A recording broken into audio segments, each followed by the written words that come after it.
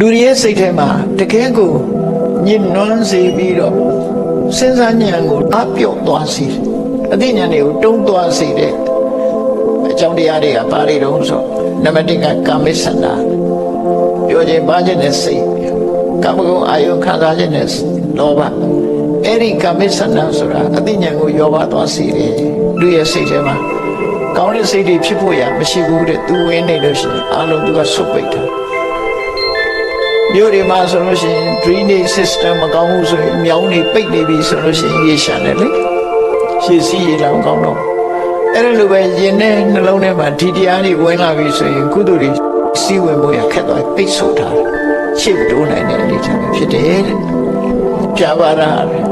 အလိုကြရင်ကာမိဆန္ဒအလိုမကြတဲ့အခါပြပါတာလူရဲ့သဘောတရားကွာနော်လိုချင်တာရရင်လောဘလိုချင်တာမရဘူးဆိုရင်ဒေါသဒီတစ်ခုကလာနေတယ်ပြီးတဲ့အခါကောင်းတာလုပ်ရပြီဆိုရင်ဌိနမိတ်တာစိတ်မပါအိတ်ချင်နော်ဇာကကြည့်ရမယ်ဆိုမအိတ်ချင်ဖုံးဆောရမယ်ဆိုလည်းမအိတ်ချင်ဂိမ်းဆောရမယ်ဆိုလည်းမအိတ်ချင်ခက်တာအဲ့ဒီအချိန်မှာဌိနမိတ်တာလားကိုမလားမျိုးလုံးကိုကျဲနေနော်တရားနာရမယ်တရားအထောက်ရမယ်ဆိုရင်ဘယ်ရောက်လာမှမသိဘူးလာပြီအိတ်ချင်ငိုက်လာအဲ့ဒါလည်းပဲကိုယ့်အတွက်ရန်သူကြီးပဲဥဋ္ဌိစ္စစိတ်တွေလေလွင့်တယ်စိတ်တီစူးစီးလို့မရဘူးဝိသိကိစ္စတန်တရားတွေဖြစ်တယ်